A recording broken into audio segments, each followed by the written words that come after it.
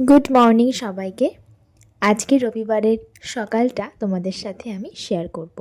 সকালবেলায় ঘুম থেকে উঠেই 1 কাপ গরম গরম চা খাচ্ছিলাম, আর তার সাথে ছিল একটু কেক আর বিস্কিট। অনেকটা সময় নিয়ে চাটা খেয়ে চলে গেছিলাম স্নান করতে। তারপর স্নান সেরে একটুখানি দিয়ে নিয়েছিলাম পুজো। রবিবারের সকালটা আমার একটুখানি ফাঁকাই থাকে, আর এরপর চলে গেছিলাম একটু ছাদে। রোদ্রে বসেই আজকে গা হাত পা একটু ক্রিম মেখে নিলাম।